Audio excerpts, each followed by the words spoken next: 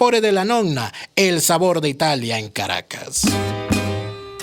Los sube y baja de la economía y la política. Los que dicen y no hacen. Los que se contradicen. La actualidad más candente. Lara y Hernández ya están aquí.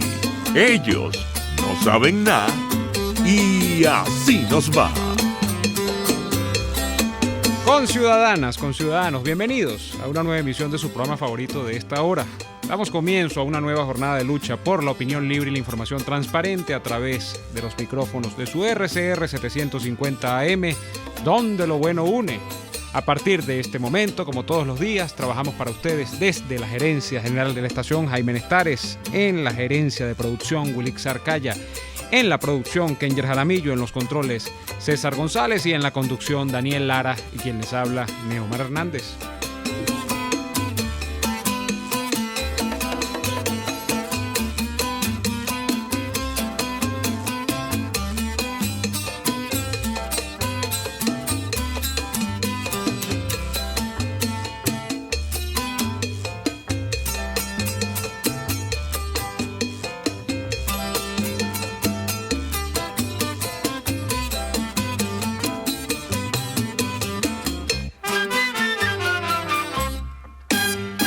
De igual modo, saludamos a quienes ya están en sintonía a través de www.rcr.tv, porque estamos en la radio que se ve. También pueden vernos a través de Periscope, @RCR750 es nuestra cuenta, y en retransmisión de nuestros amigos de VPI, Venezolanos por la Información. En diferido, disfrutan de todos los programas en lacavilla.com. Buenas tardes, señor Daniel Lara.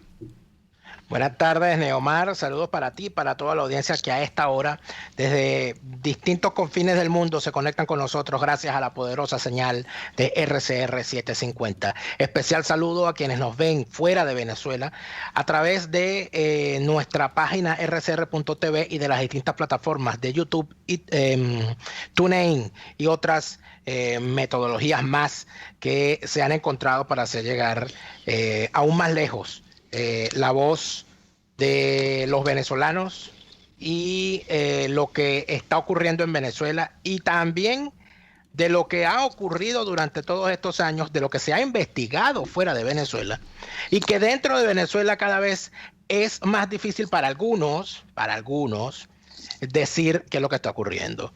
La tarde de hoy está con nosotros, y ya lo tenemos conectado vía Skype, el periodista venezolano radicado en Londres, Alec Boyd. Buenas tardes, Alec.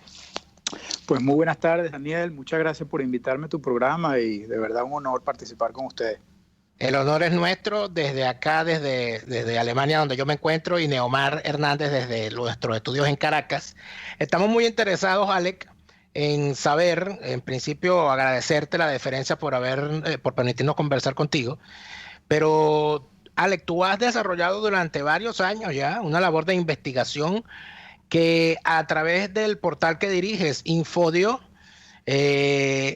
hablas de exponer la corrupción que se ha vivido en Venezuela en estos 20 años. Parece, Alec, y corrígeme si no es así, que la historia del chavismo prácticamente es la historia de 20 años de corrupción, ¿no? Es correcto. Básicamente el chavismo ha sido la administración, por llamarlo de una forma decente, más corrupta de la historia contemporánea de Venezuela. No porque los chavistas sean más o menos corruptos que los que estaban anteriormente, sino porque sencillamente recibieron más dinero que los que estaban anteriormente, y por ende, pues, al haber más dinero, pues hay muchas más posibilidades de corrupción.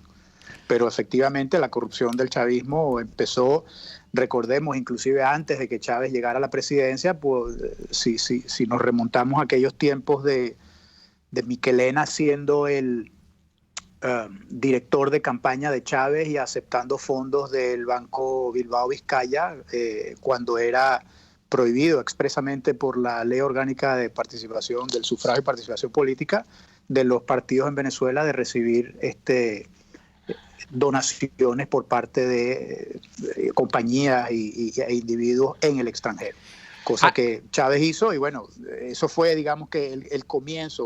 y si nos remontamos pues un poquito más atrás, pues toda Venezuela todavía se acuerda de los golpes de Estado en donde Chávez participó, los cuales son a todas luces pues otra forma más de corrupción. Entonces, bueno, así estamos. Y así nos va, como dice como se llama tu programa. Alex, te saluda Neomar Hernández. Alex, leyendo infodio.com, uno ve casos y casos de corrupción. Por cierto, no siempre protagonizados por los mismos protagonistas, valga la redundancia, sino que hay para todos los gustos y de todos los colores. Si a ti te toca sacar un balance de estos, tú no tienes 3 días en esto, tienes años trabajando la investigación en temas de periodismo sobre el caso de la corrupción en Venezuela. Si a ti te toca decir que hay un caso que es especialmente escandaloso, yo no sé si por las proporciones del robo, por los protagonistas del mismo o por las circunstancias en las que se dio, ¿cuál dirías tú que es el gran caso de corrupción de estos 20 años de chavismo en Venezuela que te ha tocado trabajar? Me pones en me pones en una situación difícil, Neomar, porque hay muchos, ¿no? Uh-huh. En cuanto a los montos de dinero, digamos, malversados y robados, yo diría que sin lugar a dudas, la administración y la gerencia de Rafael Ramírez y su paso como ministro de Energía y al mismo tiempo presidente de PDVSA, es decir, en una persona el que debe monitorear y controlar y al mismo tiempo el que debe ejecutar esos 2 años que él pasó allí, son sin lugar a ninguna duda el mayor caso de corrupción que ha existido, no solamente en Venezuela, no solamente en este siglo, no solamente en nuestra historia que es de por sí ya bastante corrupta, yo diría que en el mundo. O sea, la corrupción de PDVSA desde que ese señor llegó al poder hasta que salió es algo inaudito, es algo que es difícil inclusive ponerlo en números que la gente entienda, habida cuenta de la cantidad de ingreso por concepto de venta petrolera y también por los precios del petróleo durante el tiempo que duró la gestión, llamémosla optimísticamente gestión, el saqueo, yo diría, de Rafael Ramírez a PDVSA. Alex, ¿tú tienes alguna dimensión de la magnitud de ese robo de manera cuantitativa? ¿Cuántos millones de dólares se fueron por PDVSA? Sí, yo me pasé varios días, no hace mucho, hace unos meses atrás, Neomar, me pasé varios días sumando todo el ingreso de petróleo, todo el ingreso de PDVSA, mientras Rafael Ramírez fue director de PDVSA o presidente de PDVSA. Y las fuentes que utilicé fueron los informes anuales de PDVSA, disque auditados por firmas internacionales que obviamente nunca ven nada malo en ninguna de las cuentas de ninguna parte donde ellos auditan. Entonces, yo empecé a sumar y llegué a un número de 1.246 trillones de dólares. Es decir, el trillón es en el término inglés. En el término español serían billones. 1.246 billones de dólares. O sea, millones de millones de dólares. Millones de millones de dólares, correcto. Entonces, tomemos esa cifra como válida. Vamos a darles el beneficio de la duda. Vamos a tomar esa cifra como válida. Y entonces luego a esa cifra le resté un numerito que Rafael Ramírez en entrevista a la BBC dio. Rafael Ramírez, una vez que lo votaron de las Naciones Unidas, él empezó a dar entrevistas a través del mundo porque él ahora es disque un perseguido político. Y entonces él le dijo a la BBC que que durante su gestión PDVSA había entregado al Estado venezolano 480 mil millones de dólares para, bueno, pues tú sabes, las misiones, los programas sociales y todo aquello. Entonces yo agarré y dije, bueno, si este señor entregó 480 mil millones de los 1.246 billones que entraron, eso nos deja una cifra de 700 y algo mil millones de dólares. Imagínese. ¿Ok? Entonces, si agarramos esos 700 y algo mil millones de dólares y lo ponemos en contexto para que la gente que nos está escuchando nos entienda. En el año 2008, en la gran debacle financiera mundial, el Estado americano, es decir, los Estados Unidos, el gobierno de los Estados Unidos, le inyectó a la banca privada de Wall Street, que es el centro financiero más grande del mundo, le inyectó a través de un programa que se llamaba TARP, algo así como 400 y algo mil millones de dólares, es decir, por debajo de 500.000 millones de dólares. PDVSA recibió o le quedó, después que le dio todo el dinero que supuestamente le dio a Chávez para que él jugara a ser el salvador de los pobres, 480.000 millones de dólares, les quedaban 700 y algo mil millones de dólares. Es decir, un monto mayor del que necesitó el gobierno de los Estados Unidos para reflotar la economía de los Estados Unidos. Ahora, si nosotros nos podemos a comparar el tamaño de la economía de los Estados Unidos con el tamaño de la economía en Venezuela, nos ponemos a comparar la infraestructura que hay en Estados Unidos con la infraestructura que hay en Venezuela, el número de habitantes que hay en Estados Unidos con el número de habitantes que hay en Venezuela. Entonces eso te da a ti una idea de la dimensión del robo y de la malversación y del despilfarro de dinero que ha sucedido durante esos 12 años donde Rafael Ramírez estaba al frente de PDVSA. Pero esos no son los únicos 12 años, porque recordemos que esta gente llegó al poder en el 99, es decir, ha entrado todavía más dinero de eso. Es decir, el escándalo, el robo es aún mayor. Entonces, mira, no tenemos idea clara de qué es lo que pasó exactamente, porque no nos han dado nunca información clara de PDVSA. Entonces los chavistas se montaron ahí diciendo que PDVSA era un agujero negro. Si alguna vez en la historia venezolana ha sido PDVSA un agujero negro, es ahora. Es ahora que no sabemos nada de lo que pasa allá adentro. Ahora, fíjate algo, Alex.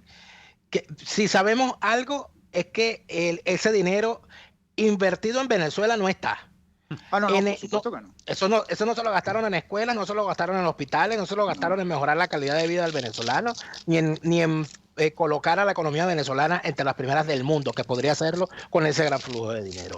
Pero la gran pregunta que uno tiene que hacerse es, ¿por qué pasamos nosotros tanto tiempo para enterarnos de cosas como esta? ¿Por qué no se veía? Porque antes, por menos de esto, por muchísimo menos de esto, cualquier diputado opositor a un gobierno inmerso en un tema de corrupción, bueno, se hacía de una carrera denunciando de forma permanente la corrupción de un gobierno. ¿Por qué no hemos visto eso durante estos 20 años? ¿Por qué? ¿Qué pasa con una oposición que, teniendo el tamaño de la corrupción en un gobierno, es incapaz de acusarlo directamente por esas cosas? Bueno, porque hay un dicho, ¿no?, que nosotros utilizamos, es el dicho que seguro ustedes han oído, y es el que dice: entre bomberos no se pisan la manguera, ¿verdad? Nosotros no nos hemos enterado en Venezuela de estas cosas, Daniel y Neomar y quienes nos escuchan, por una razón muy sencilla, porque la oposición de Venezuela es tan corrupta como el chavismo. De hecho, la oposición y el chavismo son partners, son socios en esa farsa de democracia que existe en Venezuela. ¿Por qué? Porque de un lado tú tienes al régimen chavista y del otro lado tienes que el régimen chavista evidentemente ha necesitado tener un barniz democrático. ¿Y cómo tienen ellos ese barniz democrático? Bueno, pues teniendo a la gente de la oposición participando en esas charadas de elecciones y cosas que pasan en Venezuela para que el mundo crea que en Venezuela hay una democracia. ¿Por qué no se denuncian estas cosas en Venezuela? Porque a nadie le conviene que se denuncien estas cosas en Venezuela. Todos los medios de comunicación, o prácticamente todos los medios de comunicación en Venezuela, están cooptados por alguna forma o algún grupo de corruptos que son los dueños de estos medios, que no les interesa que se sepa esto.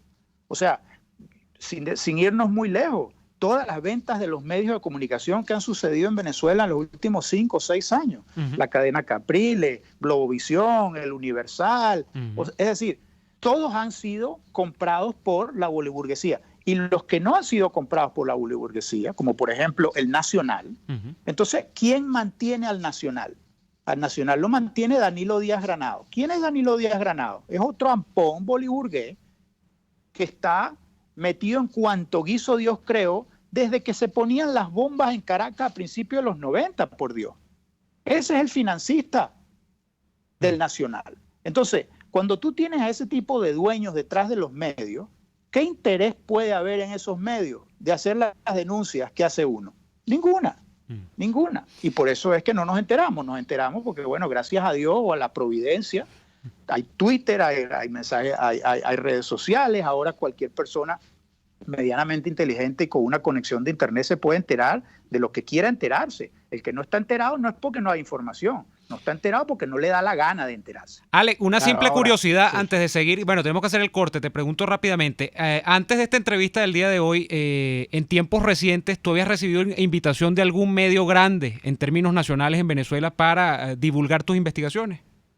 De ninguno. Ni uno solo. Bueno, es una buena noticia entonces saber que en Radio Caracas Radio tiene el privilegio de poder expresar a través de ti y de tus investigaciones, Alex, que en efecto lo que está ocurriendo en Venezuela con la corrupción y lo que ha ocurrido durante todos estos 20 años sería imposible que haya tomado los niveles que tomó de impunidad si no fuese por un grandísimo manto de silencio. Al regreso de los comerciales, Alex, quisiera que habláramos de por qué ese manto de silencio, de dónde se conecta, por qué hay tanta gente callada, quiénes son y dónde están los que han recubierto con ese barniz de silencio el tema de la corrupción en Venezuela, sobre todo ahora que se dice que la cosa está terminando y que vamos bien. Vamos a ir al corte a ver si Alex Boyd nos dice qué tan bien vamos o qué tan mal vamos en todo caso. Ya venimos. Usted escucha Y Así Nos Va, con Daniel Lara y Neomar Hernández, solo por RCR 750 AM. Puedes seguirnos en nuestras redes sociales. En Twitter, @RCR750, la radio que se ve. ¿Te imaginas que alguien una las dos cosas que más te gustan solo para complacerte? Eso es lo que Il Sapore della Nonna hizo con la Ran Ran Burger. Una pizza rellena con 500 gramos de carne, rodajas de tomate, queso, jamón y tocineta. La unión perfecta de una pizza y una hamburguesa. Con la Ran Ran Burger, Il Sapore della Nonna te da lo mejor de dos mundos, sin perder ese sabor característico de cada uno. No pierdas tiempo y búscala en la Avenida Victoria, muy cerca de la bomba de gasolina Guayana. Il Sapore della Nonna, el sabor de Italia en Caracas. En Ávila Gallery tenemos los más hermosos vitrales para embellecer tu casa, locales comerciales, oficina y todos tus espacios. Elaborados por nuestro artista exclusivo Javier Illarramendi. Abstractos, ávilas, lámparas Tiffany's y todo en vitrales. Síguenos en Instagram por @AvilaGallery1 o llámanos al 0414-127-4060. Ávila Gallery, tu centro de arte moderno.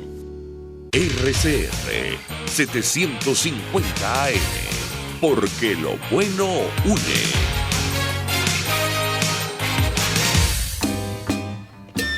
Les estamos presentando Y Así Nos Va, cuando se tiene algo que contar, con Lara y Hernández, solo por RCR 750 AM. De vuelta en Y Así Nos Va. Yo quisiera retomar lo que dejaba en el aire Daniel. Y es qué ha pasado. La pregunta, creo que tú querías insistir, Daniel, es qué ha pasado que ya se lo asomabas a Alex Boyd, nuestro invitado el día de hoy, hace algunos minutos. ¿Qué ha pasado? Que el manto de silencio sigue. Y yo quiero aterrizar con un caso particular, conectando con los casos particulares que ya estaba mencionando Alex Boyd. Por ejemplo, caso Globovisión. Cuando Globovisión cambió de manos del señor Zuluaga y el señor Alberto Federico Rabel, y se me olvida el tercer propietario, creo que era parte de la junta directiva, a manos del señor Gorrín, el señor Cordero y el señor Perdomo, bueno, aquí se suscitó un escándalo que duró 3 días o 2 días. Después vimos que la gente que se escandalizó por la abrupta compra del medio de comunicación que hasta entonces era más visto por la oposición venezolana y que era el referente en cuanto a información de la oposición venezolana, bueno, de alguna manera empezó en una especie de connivencia o de hibridación hacia figuras del chavismo y figuras de la oposición. Entonces todo el mundo quería seguir yendo a Globovisión y no había sanción moral con eso. La gente se olvidó del escándalo de la compra. Hasta hace un mes o 2 meses que salen investigaciones fuera de Venezuela, porque en Venezuela no pasa nada en términos de Estado de Derecho ni de justicia, y entonces se dice, mira, el señor que es propietario de ese medio está metido en un guiso de tales y cuales magnitudes, y todo el mundo se escandaliza. Pero en el fondo yo siento, Alex, que todo el mundo lo sabía, pero a nadie le importaba. ¿Qué pasa? con esos casos, que la gente relativiza. Creo que nosotros somos expertos en relativizar el mal, ¿no? Bueno, yo diría que, y lo he dicho desde hace mucho tiempo, ¿no? Yo creo que hay en Venezuela un problema gravísimo de ética y de moral. Yo creo que en realidad la crisis que nos afecta y que nos ha traído a donde estamos es que hay una profunda falta y carencia de valores éticos y de principios morales en la sociedad venezolana en general. Esto no aplica solamente a los chavistas o a la oposición, o la gente educada, o la gente no educada. No, esto no tiene nada que ver con nada de eso, ni con estrato social. Esto tiene que ver con la idiosincrasia nuestra.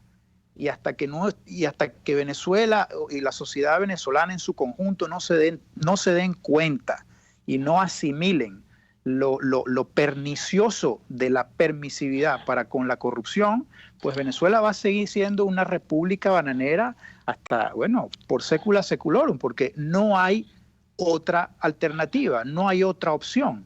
Cuando tú tienes que oposición y gobierno se dan de la mano y todos están haciendo negocios y pretendiendo que no está pasando nada, cuando tú tienes que todo el estamento mediático del país deja de denunciar las cosas que tiene que denunciar, cuando tú tienes que el periodismo de investigación es algo completamente incipiente en Venezuela, es algo que lleva 2, 3, 4 años máximo.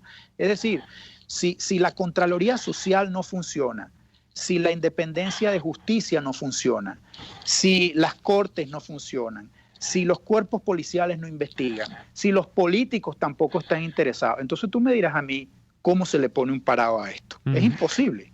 Bueno, Alex, fíjate que tú comentabas, y lo has mencionado varias veces, de esa implicación de la oposición y los metes a todos en el mismo saco y dices todos son iguales. No ha habido una sola excepción.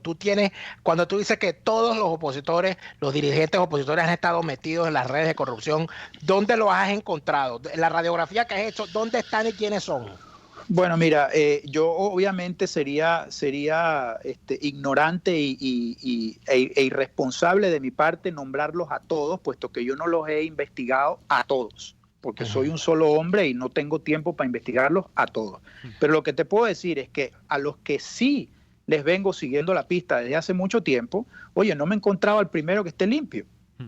No me he encontrado a uno que yo diga, bueno, este señor o esta señora está inmaculado, ni uno. Entonces, no sé por qué se da la casualidad que a medida que tú ahondas en todas estas carreras políticas, en todos estos líderes emergentes, en toda esta gente que salen y de repente están por todas partes, yo la primera pregunta que siempre me hago es, ¿y cómo vive esta gente? Es decir, ¿cómo se pagan esa calidad de vida que llevan? Porque un sueldito, a mí que me disculpen, pero un sueldito de congresista o de gobernador en Venezuela no da para andar viviendo como anda viviendo esta gente. ¿Cuál es el proceso típico, Alex, de cooptación de un empresario corrupto a un político corrupto? ¿Cómo se produce esto? Bueno, en términos hípicos, aquí todo el mundo está jugando a ganador y a placer, ¿no? Entonces, evidentemente... Ponen real en todos lados. Claro, ellos necesitan tener a todo el mundo contento en caso que alguno de estos políticos en algún momento se convierta en relevante, se convierta en importante, léase, tenga contraticos para darme. Entonces, obviamente, bueno, yo le tiro tú sabes, un mendrugo por aquí y lo dejo que se monte en mi avión privado por allá y es muy barato. Es muy barato corromper a la política venezolana. Aquí no estamos hablando, esos 700.000 millones de dólares que estábamos hablando hace un rato, eso no están en los bolsillos de los políticos en Venezuela, no. Eso están en los bolsillos de gente como Raúl Gorrín, como Danilo Díaz Granado, como los bolichicos de Derwick, como los hermanitos Oberto. Es decir, esa es la gente que tienen o que se han llevado mascadas importantes de dinero de Venezuela. Y ellos, obviamente, como alguien me decía en estos días, si tú tienes $1.000 millones de dólares, si tú te has robado $1.000 millones de dólares, ¿qué te cuesta a ti tirarle $2, $3.000 a un político aquí o $2, $3.000 a otro político más allá? Que en Venezuela hoy día, con el estado de cosas que hay económico y con el mercado negro y todas esas cosas, es una fortuna. Entonces, ahora, tú te puedes permitir...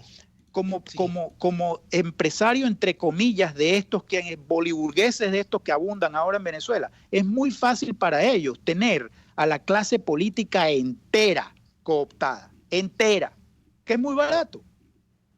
Ahora, Alex, pero dentro de todo esto, cuando en los casos que tú sí has investigado, ¿con qué nombres de opositores te has encontrado? Bueno, mira, lo que hablábamos hace un par de días en Twitter, ¿no? El famoso caso de Henry Ramos Ayub. Henry Ramos Ayub, secretario vitalicio de Acción Democrática, es un tipo que se hizo famoso en Venezuela, hasta donde yo entiendo, precisamente por denunciar la corrupción. Eso es lo más cojonudo de todo, por denunciar la corrupción. Es que Henry Ramos Ayub saltó a la palestra como, tú sabes, el abanderado y tal y qué sé yo, ¿no? Entonces, ¿con quién está casado Henry Ramos Ayub? ¿Quién es el suegro de Henry Ramos Ayub? ¿Quién es el cuñado de Henry Ramos Ayub? ¿Con quién trabajan los hijos de Henry Ramos Ayub? Entonces, tú empiezas a tirar de ese hilo y tú te encuentras con que tenemos un individuo aquí que supuestamente es el adalid contra la corrupción en Venezuela, y se casó con la hija de uno de los 12 apóstoles de Carlos Andrés Pérez, Franco D'Agostino, uno de los tipos más corruptos que han habido en Venezuela, en la Venezuela contemporánea. Y no contento con eso, entonces el cuñadito es Francisco D'Agostino. Imagínense ustedes, nada más y nada menos que Francisco D'Agostino no solamente tiene un dedo metido en el tema de Derwick, es de paso yerno de Víctor Vargas, el banquerito del chavismo. Es de paso socio de Osvaldo Cisneros, otra de las familias insignes y profundamente corruptas que hay en Venezuela. Entonces, bueno, esa es la familia del tipo. ¿Qué podemos esperar entonces del secretario vitalicio? ¿Tú crees que él va a investigar?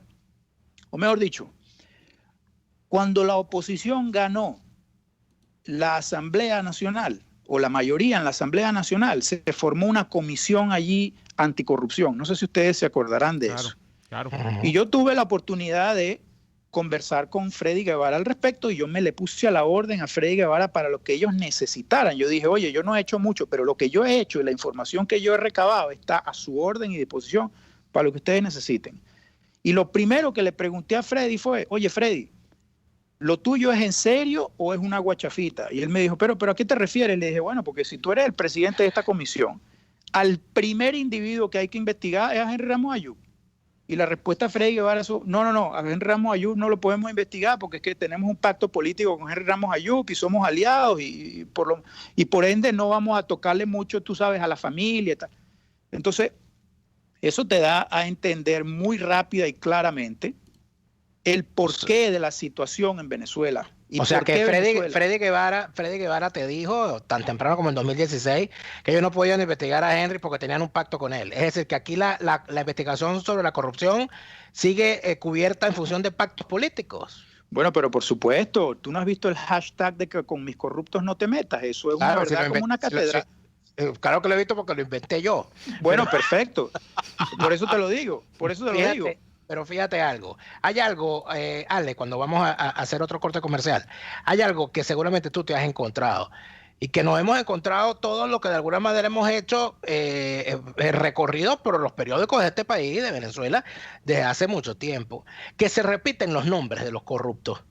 O sea, que tú te consigues que a los que eran corruptos en los años 70, eran corruptos en los 80, en los 90, y llegó el chavismo y continuó. Y que además de eso, no hubo un solo juicio por corrupción del chavismo en contra del régimen caído, supuestamente. Al regreso a los comerciales, quisiera que habláramos de esto, porque entonces, ¿cómo es eso que sobreviven?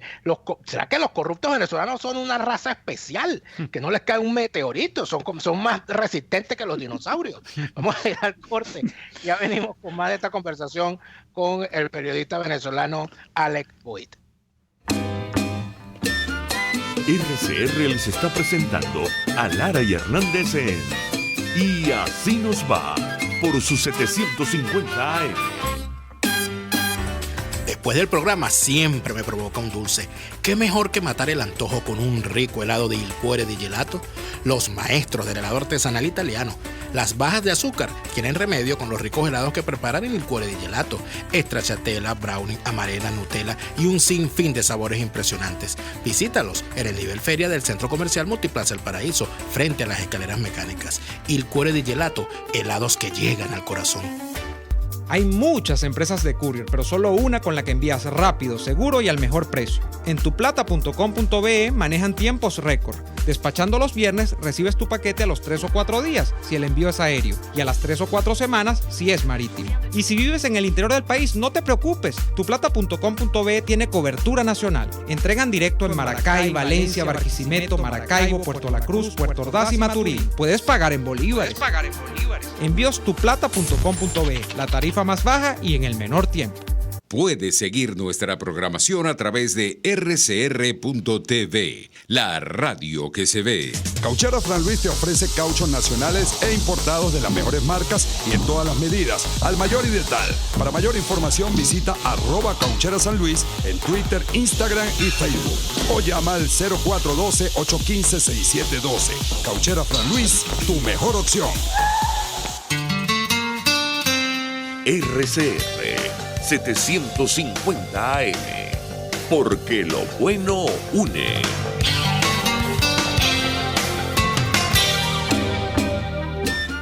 Estamos escuchando Y Así Nos Va con Nara y Hernández por RCR 750 AM.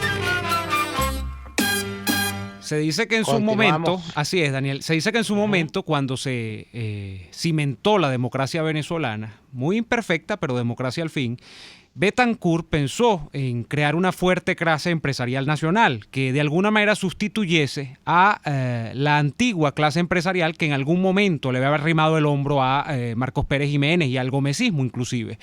De esa manera, entonces surgieron algunos grupos económicos en Venezuela, muchos de ellos muy productivos, por cierto.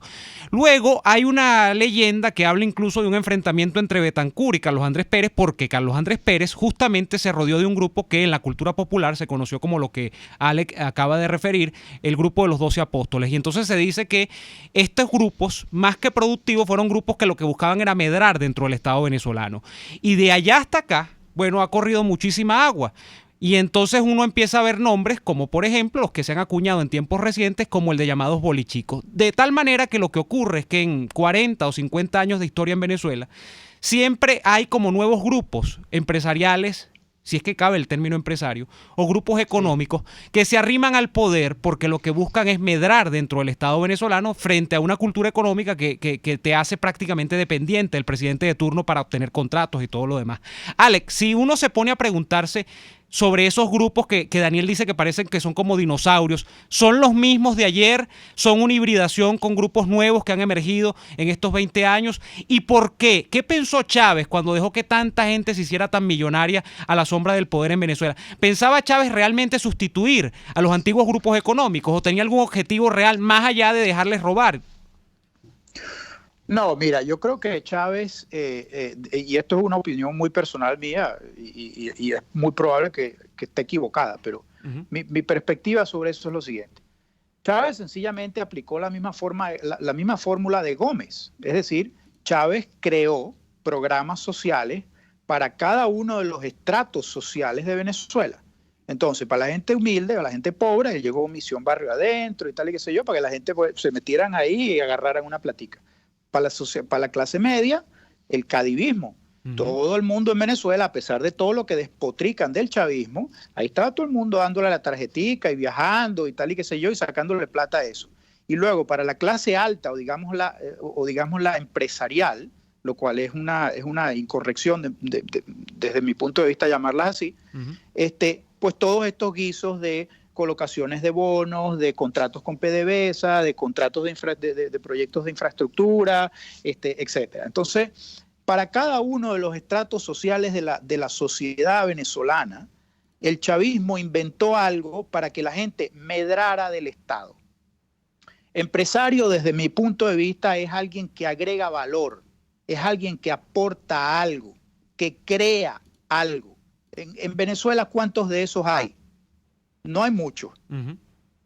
No hay mucho. Entonces, la clase empresarial, entre comillas, venezolana, es una incorrección llamarla de tal forma, porque esos de empresarios no tienen un pelo. Es decir, agarrar un contrato con una mano y subcontratar con la otra, porque tú eres primo o sobrino o nipote o fuiste a la escuela, no es ser empresario. Eso es ser un choro, eso es un bandido, porque de un lado te están dando un contrato por 100 bolívares, un rollo de, no sé, un paquete de papel toalé, y con el otro tú lo estás comprando a tú sabes, a 30 y lo estás vendiendo en 300. Eso no es ser un empresario. Eso no es ser empresario. Entonces, ahora, sí, fíjate, Alex, en función de todo esto, volvemos con el asunto de estas clases de estos corruptos que son como dinosaurios, ¿no? Les caen los meteoritos y no mueren. Porque si Chávez fue un meteorito, supuestamente, que iba a crear una nueva historia, pero no fue preso ni un solo corrupto de la mal llamada Cuarta República. Si nosotros pudiésemos hacer una lista, así como se hizo en su momento una lista de los amos del Valle, luego se hizo una lista de los 12 apóstoles. Si pudiésemos hacer una lista hoy, un top 10 de la corrupción del chavismo, ¿qué nombres sumarías tú a esa lista? Bueno, dentro del chavismo yo metería a los hermanitos... O del sistema completo. No, podríamos inclusive diferenciarlo un poquito. Yo dentro del chavismo pondría indudablemente en el tope de esa pirámide de corrupción a Cilia Flores y a su combo. Es decir, Cilia tiene... yo pienso que Cilia es la persona que más manda en Venezuela, que tiene más poder en Venezuela, es Cilia Flores. Primero porque maneja al marido como que si fuera, tú sabes, un monigote. Y segundo, porque tiene tal cantidad de familiares y de, tú sabes, personas asociadas dentro de su organización criminal, que bueno, yo creo que es la que tiene el mayor poder. Luego a ella le sigue desde muy cerca Diosdado Cabello.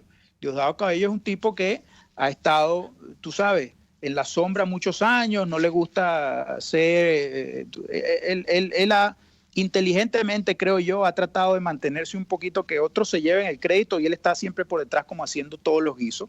Él tiene también una tribu de criminales bastante grande.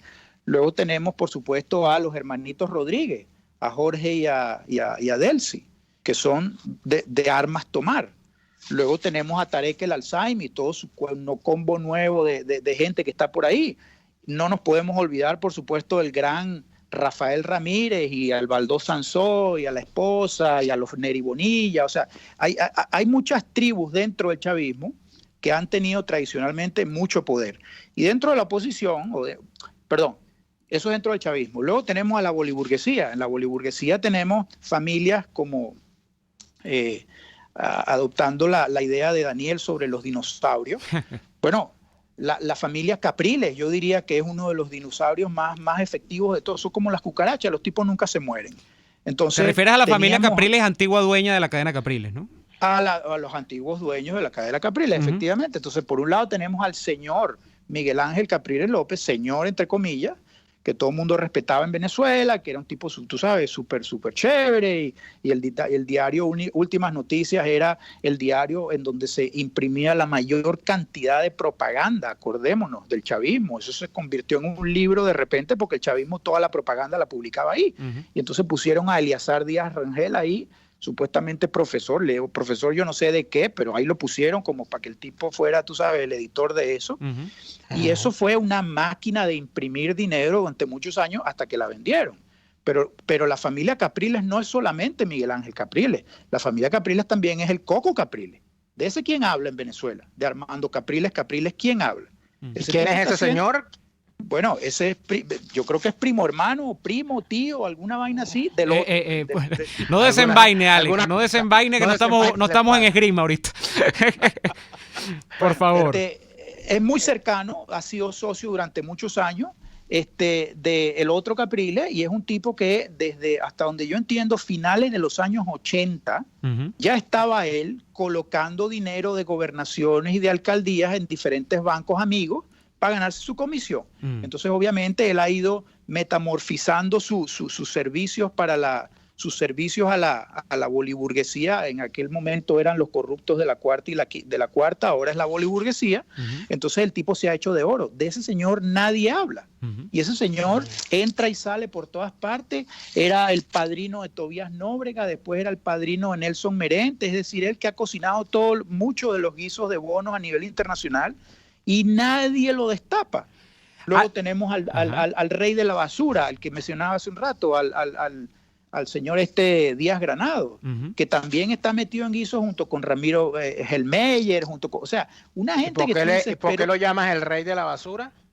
Bueno, porque él supuestamente se hizo rico con unas empresas recolectoras de basura, como que si la gente se hace rica recolectando basura. Es decir, bueno, Tony Soprano se dedicaba a la recolección de basura. Sí, bueno, pero exacto, pero exactamente. Entonces, él es un buen símil de eso, ¿no? O sea, ¿quién se hace millonario? Bueno, Alex. Este señor en particular, este señor, y disculpa que me extienda sobre él en particular. Por favor, sí. Este señor tenía a un empleado que se llama Lorenzo Rocha, que está casado con una Mendoza, y este Lorenzo Rocha logró que lo nombraran, yo no sé ni cómo, en algún tipo de asesoría en el Departamento del Tesoro de los Estados Unidos. O sea, que a mí me pregunten cómo se hace eso para yo irlo a hacer también. Es decir, que los boliburgueses, porque esa es la otra que tenemos que entender aquí, que la boliburguesía venezolana ya no es más la boliburguesía venezolana, ahora es una boliburguesía que es transnacional. Es como los carteles de la droga colombianos, que ya no son colombianos solamente, ahora son negocios criminales, empresas criminales transnacionales. Bueno, la boliburguesía venezolana es igual. Entonces esta gente tiene en Estados Unidos asesores, abogados, los mejores cabilderos que te puedas imaginar, bancos que miran para el otro lado, porque por supuesto nunca se encuentra un banquero que le haga fo al dinero. Entonces, tú ves cómo esta gente ha penetrado todos los estamentos en España, en Estados Unidos, en Andorra, en Francia, en Suiza. Entonces, ¿qué es lo que pasa ahora? Que ahora el problema de Venezuela, ahora la crisis humanitaria de Venezuela se ha vuelto tan incómoda para tantos países de la región, que entonces ahora es que ellos están decidiendo, vamos a hacer algo con respecto a Venezuela.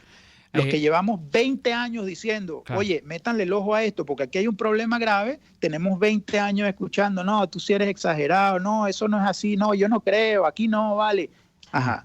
Entonces ahora sí lo están teniendo que ver con vivir en carne propia, porque oye, no es nada fácil lidiar con 3 millones de gente, déjame decirte. Daniel vive en Alemania, Daniel nos podrá decir cómo sentó en Alemania, que es la tercera o cuarta economía del mundo, el que Angela Merkel haya recibido o haya decidido recibir 1 millón de inmigrantes que venían huyendo de las guerras en el Medio Oriente. Y lo pagó políticamente en las recientes elecciones en Alemania. Entonces, si para la tercera o cuarta economía del mundo es un problema mayúsculo recibir a 1 millón de personas, tú te puedes imaginar cómo están los colombianos con 1,5 millones de venezolanos que se les están metiendo ahí y con los que se les van a seguir metiendo, porque se les van a meter muchos más. Tú te puedes imaginar la clase de problema que hay en la región andina con este desastre que está desbordándose de las fronteras venezolanas. Entonces, por eso es que ahora están haciendo y ahora quieren, tú sabes, vamos a quitar y vamos a poner al otro. Pero, compadre, nosotros llevamos años diciendo esto. ¿Quién Alex, no hacía caso? El tema contigo es evidente que has dejado expresado que la corrupción no son números en una libreta. La corrupción tiene daños que no son solamente colaterales, son directos. Son daños en vidas humanas, son emigraciones forzosas, son historias de vida, son destrucciones familiares.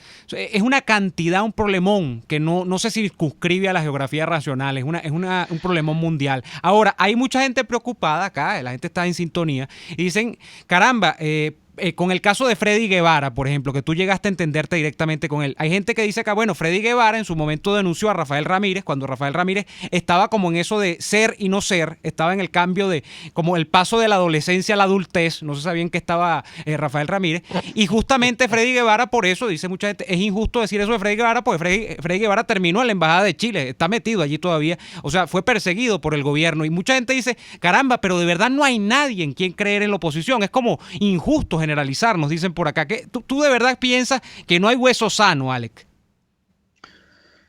Yo pienso que no hay hueso sano. Esa es mi opinión. Y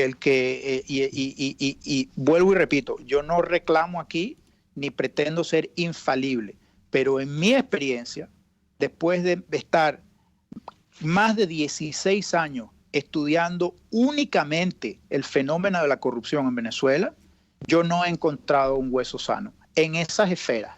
Yo no te estoy diciendo que a nivel de partidista abajo, de, ¿cómo se dice? Grassroots, bueno, que la gente que empieza de abajo, pues que las bases que empiezan a iniciarse en la política, obviamente no les ha llegado el chance de corromperse.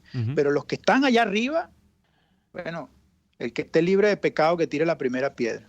Ahora, Alex, vamos a hacer el último corte comercial y quisiéramos al regreso que nos dijeras algo, porque la gran pregunta que se hace todo el mundo cuando lee tus investigaciones es ¿por qué? O sea, ¿por qué Alex Boyd decidió hace 16 años dedicarse a meterse en esa cañería terrible de la corrupción en Venezuela, que tantos problemas te ha causado? Y quisiera que también rápidamente al regreso de este comercial habláramos también de las consecuencias que ha sufrido. Vamos al corte y ya venimos con esta última parte de la conversación con el periodista venezolano Alex Boyd. Escuchamos Y Así Nos Va con Lara y Hernández, porque la realidad no se tapa con un dedo. Solo por RCR 750 AM. Sintonícenos a través de Periscope, @RCR750, la radio que se ve. Después del programa siempre me provoca un dulce. ¿Qué mejor que matar el antojo con un rico helado de Il Cuore di Gelato, los maestros del helado artesanal italiano? Las bajas de azúcar tienen remedio con los ricos helados que preparan en Il Cuore di Gelato. Stracciatella, brownie, amarena, Nutella, chiclet y un sinfín de sabores impresionantes. Visítalos en el nivel feria del Centro Comercial Multiplaza El Paraíso, frente a las escaleras mecánicas. Il Cuore di Gelato, helados que llegan al corazón. Si estás en los Estados Unidos y quieres enviar a Venezuela esos artículos tan difíciles de encontrar, tuplata.com.be lo hace por ti. Envía los productos que desees de forma rápida y segura y tus familiares los reciben en la puerta de su casa. Alimentos, artículos de limpieza, aseo personal y todo lo que necesitas para tu hogar. Con tuplata.com.be ya no será un problema enviar mercados completos a Venezuela. Ahórrale a los tuyos tiempo y dinero. Tuplata.com.be, la tarifa más baja y en el menor tiempo. ¿Te agarró la hora del almuerzo y quieres comerte algo sabroso? Te invitamos a visitar Il Sapore de la Nonna y a probar su promoción en pastas. Las deliciosas plumitas con vegetales salteados, la rica pasta Napoli con albahaca, la espectacular pasta al pesto, la inmejorable pasta al filetto y muchas más. ¡Una delicia! En Il Sapore de la Nonna ahora tienen promoción en variedad de pastas. Pruébalas. Visítalos en la Avenida Victoria, muy cerca de la bomba de gasolina Guayana. Il Sapore de la Nonna, el sabor de Italia en Caracas.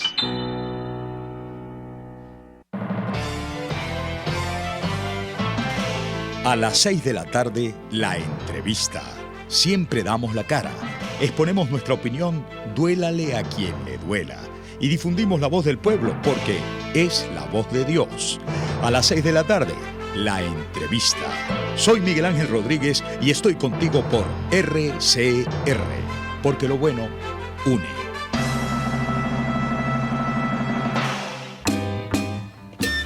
Les estamos presentando Y Así Nos Va, cuando se tiene algo que contar, con Lara y Hernández, solo por RCR 750 AM.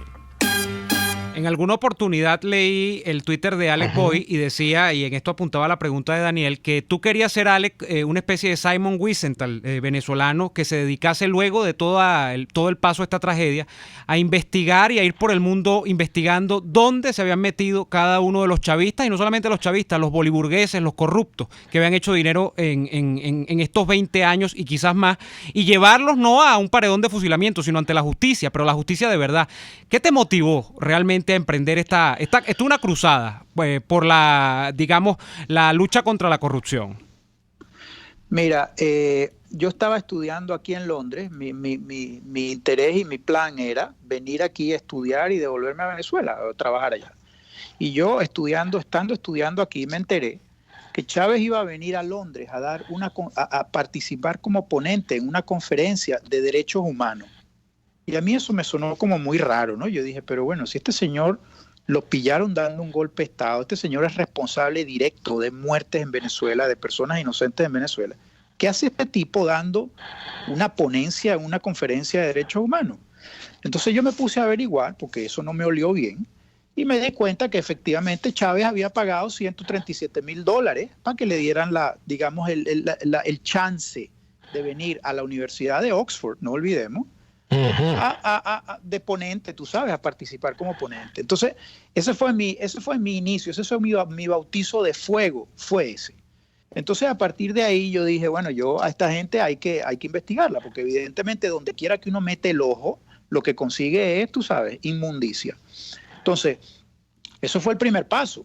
Luego vino la famosa oficina aquella de propaganda, no sé si recordarán, la Venezuela Information Office, en donde Andrés Izarra contrata a una todavía sin graduar Eva Goldinger y a otro grupo, núcleo de gente allí en Washington, básicamente para que repartiesen propaganda y regaran la propaganda bolivariana en los Estados Unidos.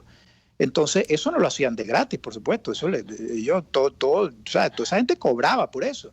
Entonces yo dije, bueno, evidentemente aquí no hay amigo fiel y desinteresado. Aquí todos estos amigos, entre comillas, de la Revolución Bolivariana no son amigos, son sencillamente empleados, apólogos de la Revolución Bolivariana que cobran un dinero por hacer ese trabajo y por ir a repetir todas esas sandeces que repiten por ahí.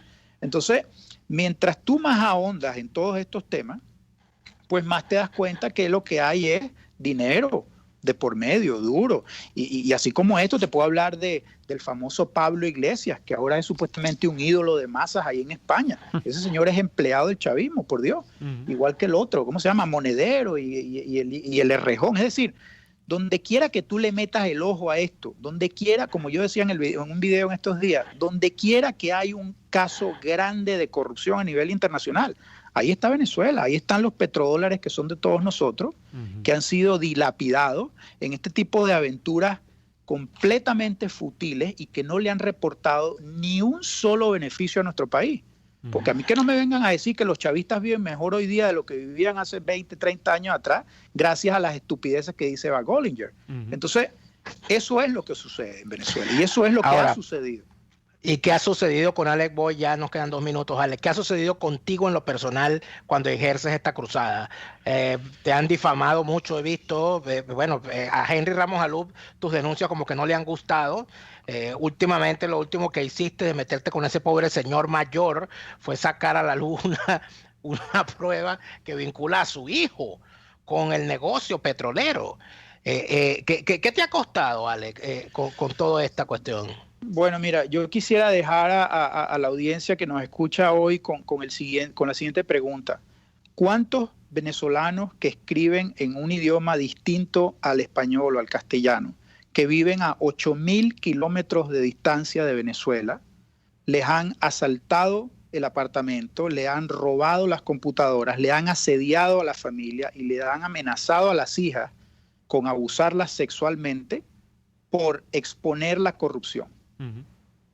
Entonces, eso es lo que ha pasado conmigo, que yo me he tornado pero tan incómodo que hasta aquí a Londres me han venido a buscar. Entonces yo pasé de ser el loco que denuncia cosas sin ningún tipo de fundamento a, oye, se le metieron en la casa el loco en Londres. Entonces, ¿cuántos de esos locos hay por el mundo?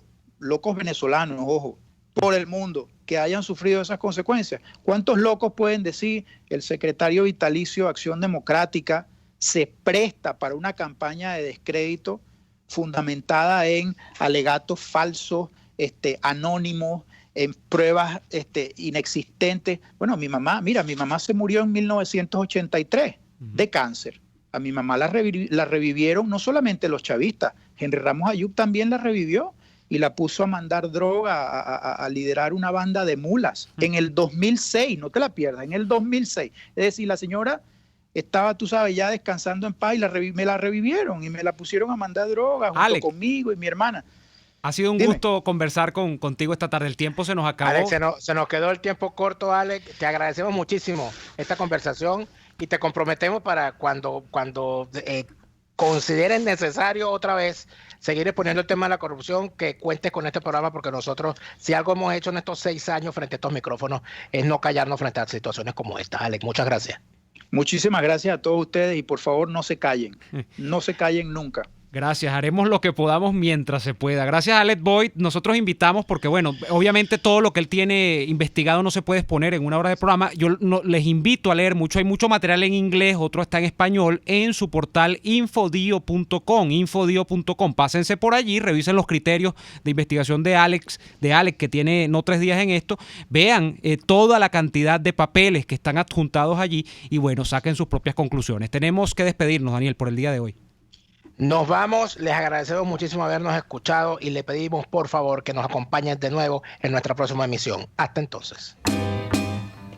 Por hoy termina Y Así Nos Va. Síganos en Twitter en @y así nos va, @delaraf y @neoadolfo. RCR 750 AM. RCR presentó Y Así Nos Va, una producción nacional independiente de Neomar Hernández, certificado número 25178, para dar cumplimiento al artículo 14 de la Ley de Responsabilidad Social. Este programa fue presentado por Il Cuore di Gelato, helados que llegan al corazón. Enviostuplata.com.be, la tarifa más baja y en el menor tiempo. Il Sapore della Nonna, el sabor de Italia en Caracas. RCR 750 AM, porque lo bueno une.